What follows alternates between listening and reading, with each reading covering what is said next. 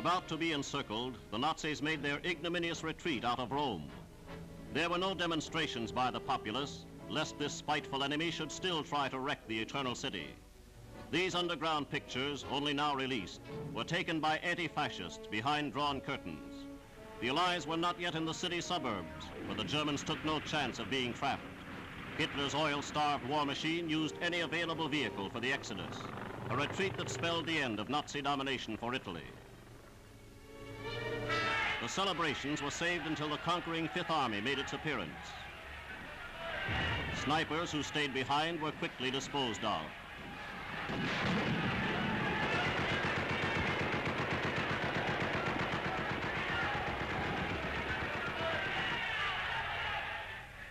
With the last Nazi routed, Rome, after 4 years, was free to rejoice in her liberation.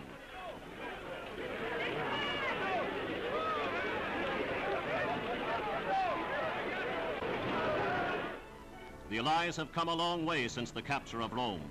Here they are driving toward Florence. Like the other fronts, this one presents the Nazis with a growing dilemma. They can neither reinforce nor withdraw. Allied reinforcements, however, pour in from the 4 corners of the globe. Here the first Brazilian troops disembark in Italy. These forces have been in training for 2 years, since Brazil joined the United Nations and declared war on Germany. The Allies welcome these South American fighters to add to the crushing defeat of Hitlerism.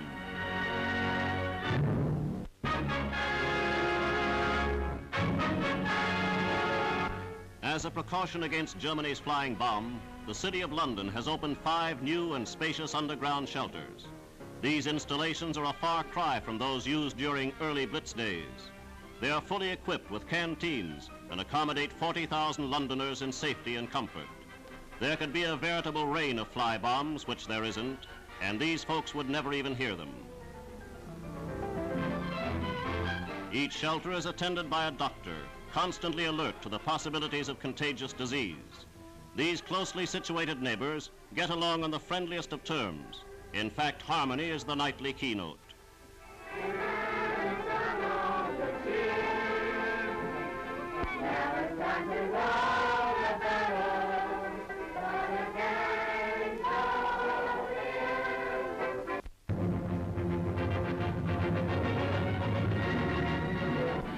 The great Allied breakthrough in France is underway. At the base of the Cherbourg Peninsula, American forces are advancing just as fast as their tanks can move. Penetrating deep into enemy territory, they are driving south from captured Granville and Avranches, 135 kilometers south of Cherbourg.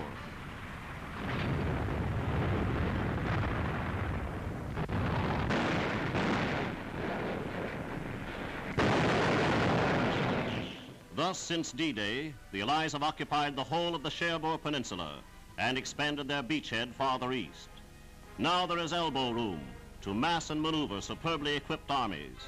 Already these forces are striking inland for the final crushing defeat of the Germans in the west. In the stiffly resisted British sector, too, natural barriers and determined opposition are being overcome.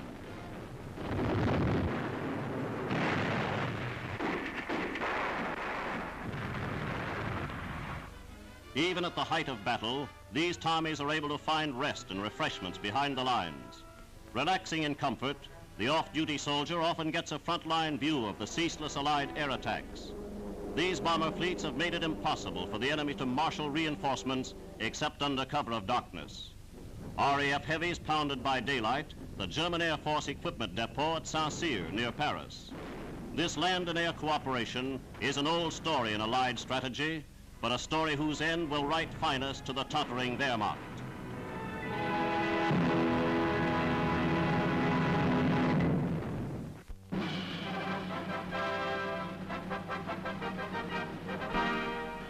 Pope Pius gives audience to Allied soldiers for the first time since the war began.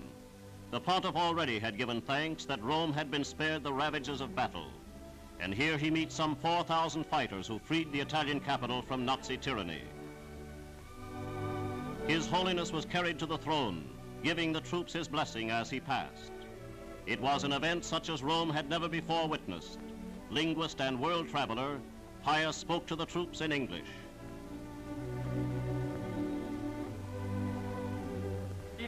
a real joy for us to welcome you all here within the very own home of the common Father of Christendom. Your presence naturally recalls to our minds the very pleasant days we had once the privilege of passing in the great capital of the British Empire.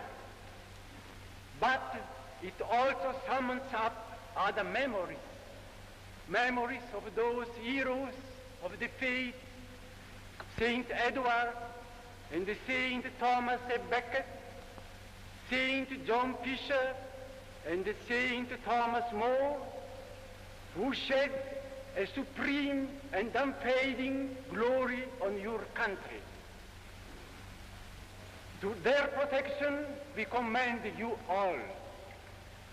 You know very well, you have had experience now of the dangers and uncertainties of life in the midst of a war. Make one thing certain, that you keep always close to God. Et Filius, et Spiritus Sanctus. Amen. Amen. As he was borne from the audience chamber, His Holiness again blessed the men who have brought peace to southern Italy.